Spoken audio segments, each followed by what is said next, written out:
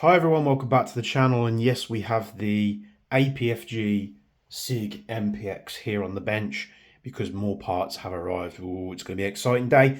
So I wasn't too impressed with the standard handguard. I'd fitted the stock, which you guys seem to like, so that's going to stay. This doesn't have any sort of spring mechanism apart from the little bit it has at the front there just to help push the stock out. It's also not a rip brace, but if you do tilt the gun backwards and hold the button down, it will go all the way. And again, if you tilt the gun forwards and do the same, it goes all the way in. So that's really brilliant. That's what we want. I've had some parts turn up, which are in these boxes here, as well as a surprise. What do we call it? A happy mistake. But first of all, I want to address the fact that this rail was very, very loose. When I picked it up, you'll probably have seen that in the review video. But what I want to say is I have managed to remove all of the loose rattle. The rails does move forwards and backwards a little bit still. However, the side-to-side rattle and the looseness I've managed to fix. And the only thing I had to do to fix that was basically I took the standard handguard off.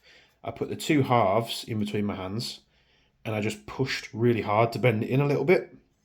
And that seems to have solved it, but we ain't going to be using this again. What I don't like about this rail, it's got a lot of sharp edges. It's not really super comfortable. And of course, I have got a new part which we're going to fit today. So the first box, well, I'll talk about the second box first because you're going to see what that is straight away just because of how the box looks. MOE K2 Plus. This is probably my favourite grip fit into any AR style gas blowback platform.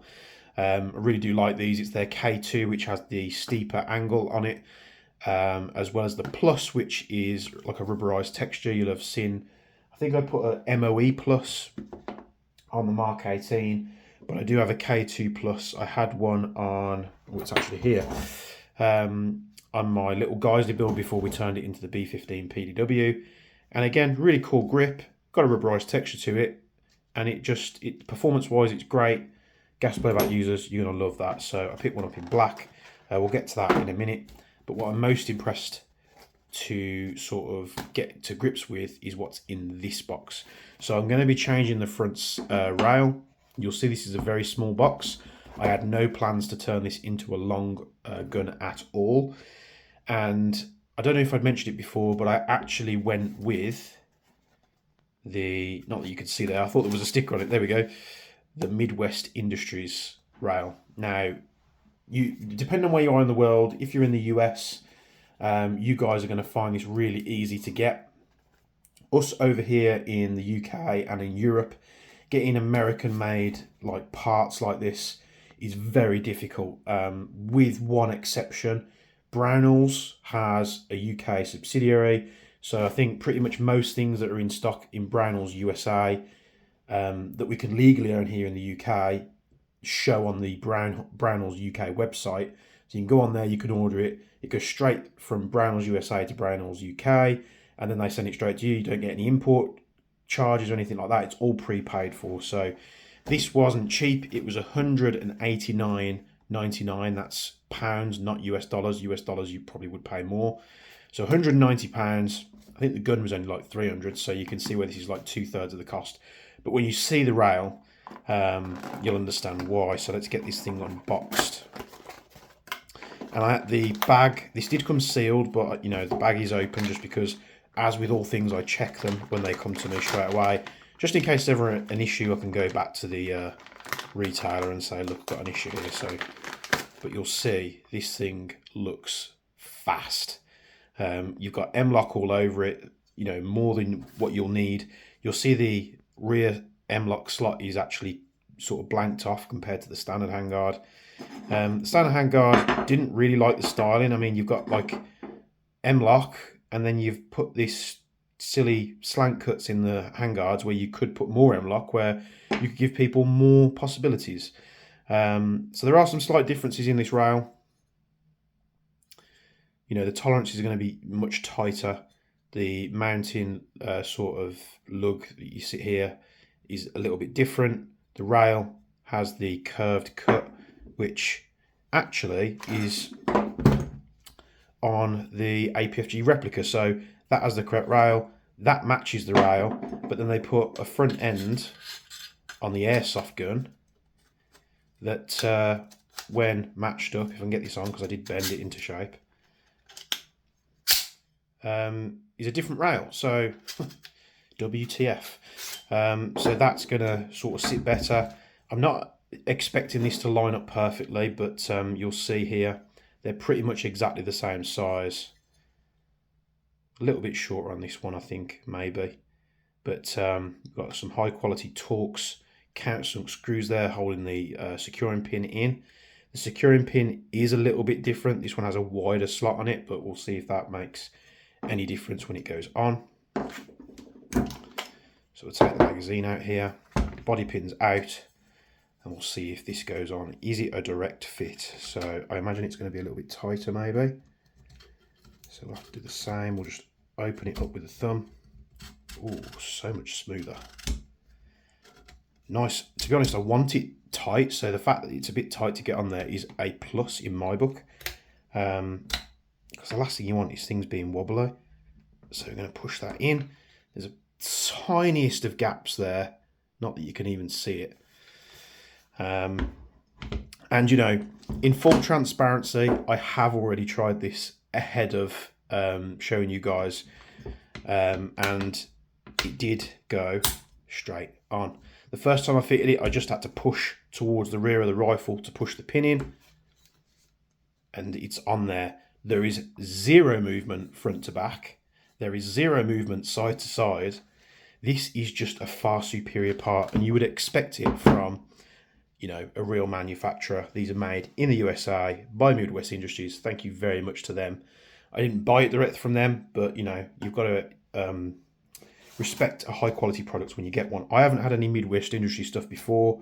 There is a 416 here that came into me for some work. See, I've got the rail here, which hasn't been fitted just because the guy wants it back. So it's actually a real Midwest Industries 416 rail there, but unfortunately that project's not going ahead anymore. So that was going on like an NGRS, Turkey Marui. I think he's actually traded it for an MCX kit now, so happy days. We've got a sticker. We love stickers. Let's get this on the bench. Let's clear up any dust here. There is always dust on the bench. And we're going to give it a nice prominent bit of real estate on the bench here. Look at that, Midwest Industries. Awesome. In the box, I imagine that's just my invoice. Oh no, it's not. Just a thing from Midwest. First was, yeah, basically just a thing on how to fit it, I think. So that's good. We've got another sticker in there.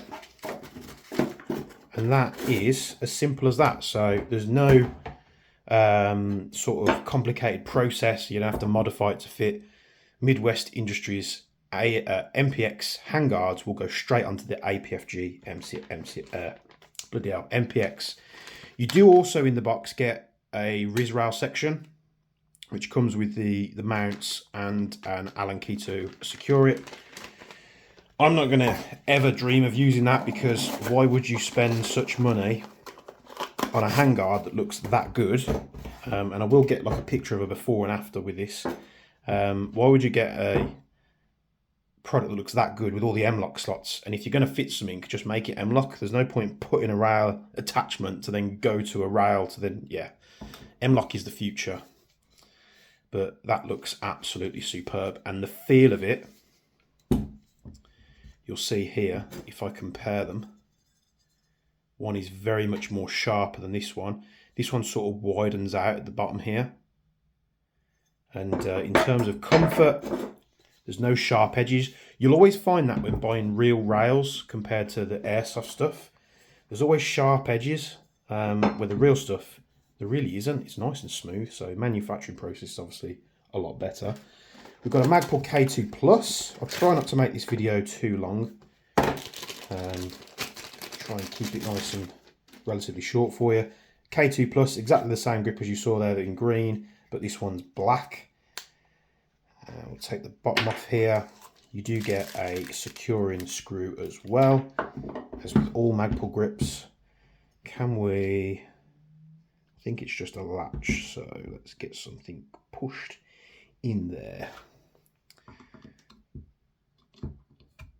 So I'm just pushing something in. It's got a little cap. It's like a little door. Happy days. I'm hoping that's a 4mm. If it's not, I might have to use a Torx. That is not a 4mm, so it's probably a 5. Let's see. T30 is usually, yeah, there we go. A T30 will work in a 5mm Allen screw. So we're just going to pull the screw out, which seems to be on like a really long thread. There we go. Coarse thread screw there. A lot of the real steel stuff tends to be a coarse thread. Take that off. We've got 2 springs. One's for the fire selector and the second is for the body pin. And we actually have another screw hole there as well. That is the grip. Nothing wrong with this grip, just not for me, not comfortable. The one thing that I am going to worry about is if that is, you normally have the hole for your fire selector spring. Is that going to end up sitting in there and causing an issue? I'll tell you what we'll do. We will pull that spring out.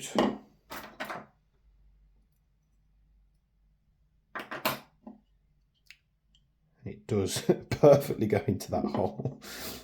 You know, such is life. So we might have to block it off. So let me just see if I've got a quick fix for that. Okay, I found a solution. So first thing to do was to find another spring. I actually found an AAP01 nozzle spring, which I think came with a TTI selector switch, which is just one of those free things, like a little short stroke buffer, and it comes with a nozzle spring. Went perfectly in there, wasn't quite strong enough, so this small spring's quite strong. Tried to put both springs in, I was like, no, and I thought, you know, I'm finding a grub screw, and I'm just going to block it off. So this will be a mod that will be removable. So I've got a grub screw here, and I'm just going to send it in. No idea what this size is, so please don't please don't DM me. Only because I really don't know. It was just a random grub screw that I found on the workbench that was spare. And then what this is going to do is it's going to block off that hole. Trim the excess plastic with a knife. So you see what I'm doing here. Just clean that up. And there it is. So I've just blocked it off with a grub screw. If it ever comes to me, which it probably never will, and to be honest, I'll probably just buy another grip if need be. But if it ever comes that I'm really in a pinch and I need this grip and I need it to be, you know, as it came out the packaging, I could just remove that grub screw, which, if it helps you, it looks like this. Just found a couple of them. Remove that grub screw and we can reverse the modification. So now that's done, I'm going to flip this over. That goes on there. Selector switch is nice and tight again. We're going to take the screw that came with. In fact, I don't think I've ever had an instance where one of these Magpul screws I've been able to use. I've got them all over the place. I've got another one over here. I never throw them away for some reason. However, let's see if it's the right thread. I'm not sort of banking on it, but these tend to be bigger compared to airsoft receivers. Yeah, it's too big. So we'll be using the standard screw. I don't have a 5mm Allen key to hand, so I'm just going to use this T30. Use the proper tools as always. But for the videos of this, for the purpose of this video, it'd probably take me like 20-30 minutes to go find one that's long enough. So I'm just going to whack it in with this. Screw this back down. That screw was, to be honest, far too long than what it needs to be. But Draw that on nice and tight. We can pop the cap back on there. And we have a nice new funky K2 Plus grip. Oh, so much better. So much better. Better, cleaner, more grippy. A better angle on the grip as well. You'll see here it comes down a little bit more vertical, which is better for my hands. If you don't like the more vertical style of the K2 or the K2 Plus or the K2, you can go for the normal MOE style grip. I actually went for the MOE Plus grip on the Mark 18 build just because I couldn't get a K2 Plus. They didn't have them in stock anywhere. So that is super, super comfy. And we're going to finish this off with one more part. Now, you might have recalled in one of the previous episodes of this, I said that I bought a nice rattler front end. And then after I'd ordered it and it had been shipped, I realised, oh, that was for the MCX, not the MPX. So it came over, I was like, well, I'll put it on the website. And then a guy got in touch and said, look, I really want that Rattler SD for an end, but I don't need the suppressor. Will you do a discount? Yeah, I did him a great portion of discount. I think I got it for 160. I knocked him like 60 quid off, which he still gets the rail and all the other bits that come with it. I think it was just the rail, to be honest. He just did not want the suppressor. He was happy with that. So the suppressor remained with me. And then I was thinking, well, that couldn't have worked out any better because I was looking for a muzzle device for this thing. And not only is this a SIG suppressor, you'll see it has all the SIG markings on now. It does say 762. You can ignore that. I think with real suppressors, you can put like a 762 suppressor. You could put it on something that's got a smaller projectile. I ain't bothered about that. You know, the firearms experts out there will probably be able to give me a bit more information on that. What I'm interested to see is if it fouls. Now, this did foul on the standard handguard. However, on our lovely new Midwest Industries handguard, it does not foul the rail. So we have a suppressor that is a SIG suppressor, which come with SIG trades, and it's just like it was meant to be. So now we have a beautiful APFG MPX. We've got a SIG stock, retractable stock, very good, really important that I wanted that part. A K2 Plus grip, which is my preferred grip. If you haven't tried one of these and you run GBRs, go and get one and try it. I'm pretty sure you'll love it. They really are good. A Midwest Industries handguard, which you'll see there, is very, very nice indeed. I actually just, which I still need to pay for, purchased one off a friend of mine, a little Magpul M-Lock grip. So if I need something like that, I can put it on there. For the moment, I'm going to keep it nice and smooth and sort of out of the way and minimalistic. And to top that off, we've got a real 552 EOTech. I think it's a 552 anyway. I think it says it on the bottom, so I won't take that off. So now the MPX is looking rather tasty. It's set up the way I want it. The suppressor is for looks. For gas blowbacks, the suppressor won't do anything. I mean, they're not loud compared to real guns anyway. YouTube algorithm, this is a toy, it's not real. So I don't really need to put anything inside it. I could if I wanted to. We could extend the barrel if we needed to, but I don't think we will. I will be upgrading the barrel and the hot rubber in a later date. But for now, I think this has took a very basic looking MPX and turned it into something great. We need some aesthetics on the receiver, and then perhaps we'll coat it, keeping a few bits black, but then maybe I'll coat the receiver and the suppressor and keep the rest black. Let me know down in the comments below. Thank you to Midwest Industries for creating a very cool, very nice product. Super happy with that. Thank you all for watching this video. I said it wasn't going to be long. It turned out to be about 20 minutes, so apologies. Thank you very much for watching. And from me and Bench, we'll see you in the next video.